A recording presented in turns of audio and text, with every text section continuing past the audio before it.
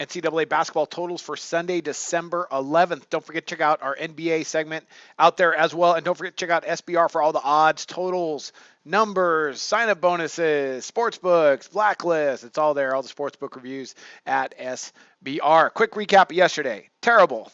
There's our recap. That's it. It was a bad day in NCAA, bad day in the NBA, just a bad day overall in our totals pick. I mentioned that in the NBA segment. I'm just going to go ahead and move on. I don't want to get bogged down with that because bad days happen just the way it goes in this business, but that's okay. Let's get to some picks. We got 3 on the card today. First one up, Tennessee, North Carolina. 160.5. Rick Barnes, former Texas coach, now at Tennessee, versus Roy Williams of North Carolina. And this one was hard for me, but I like the over. I ended up liking the over. I looked at it for a while, and then I stopped looking at it, and I was like, it seems like odds makers kind of have it. And then I just looked at it again, and I was like, man, this is going to be fast. And both these teams, I think, are going to be able to get over this total. Right now, Tennessee, they're okay. They're averaging 78 points, 3 points per game. With North Carolina, we know they could score 87.9 points per game. North Carolina, good defensively, 66 points per game allowed. Tennessee's allowing 71.2.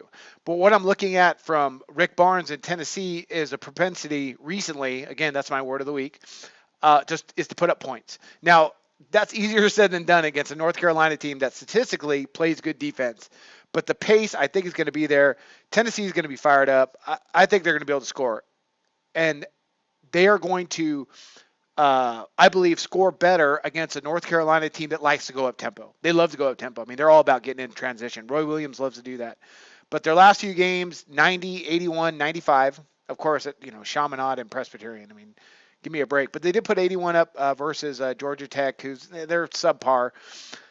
North Carolina, they have not been at this total or over since their game versus Oklahoma State.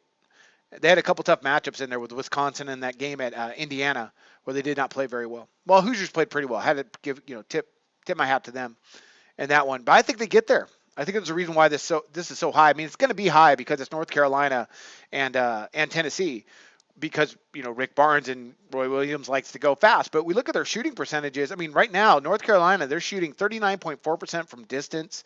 They're averaging 30.9 field goals made per game. That ranks 11th in the country. Tennessee, not bad either. I mean, they're shooting 44% from the floor. They're shooting 48.7% on their 2-point shots and 35% from distance. Not bad. Defensively, North Carolina has been pretty tough. That's going to be the issue for me tonight and gives me just a little bit of pause. But I think they're going to I think North Carolina is going to put up over 90.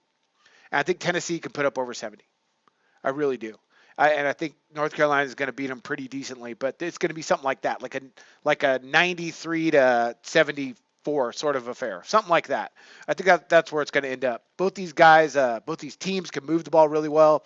North Carolina, they're 11th in the country in assists.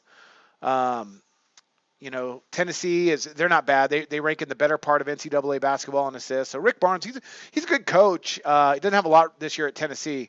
This is going to be up and down. I think they get over that 160.5. So I'm going to go over that total. Right now in NCAA basketball, we're still doing decently. We have a solid winning record. We really need to keep that going, though. Bad day yesterday. Again, let's go ahead and forget about that. All right, here we go. Next one up, another fast one. Nevada and Washington, 165, and I'm going over the total again.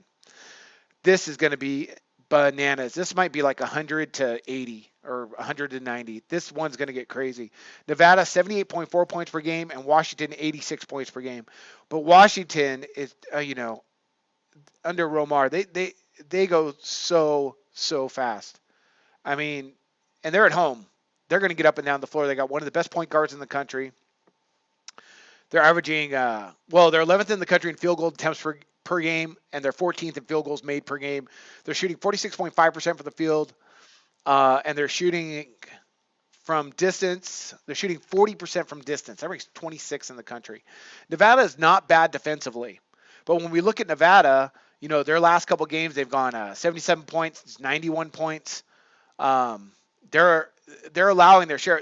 What this reminds me of is kind of their game versus Oakland, where Nevada won 82 to 78. But the issue is Washington's better than Oakland. So I look for this to be even, and they don't really play that much of defense. I mean, Washington does not. Right now they're allowing opponents to shoot almost 45% from the floor and over 38% from distance. Nevada, they're shooting almost 38% from distance. So They're going to be able to score. They're shooting 46% overall. This is getting up and down. This is going to be a track meet. They're going over 165. I'll just end it at that. They're going over. That game's going to be a lot of fun to watch. Love watching Washington. Man, that's a fun team to watch. They're pretty good this year. They're going to make a little bit of noise in that Pac-12. But UCLA, man, they're off the chart. By the way, about UCLA, yesterday versus Michigan, that first half, I had the under on that game at 151. They went out of their minds. Michigan and UCLA, those are some of the things you can't predict.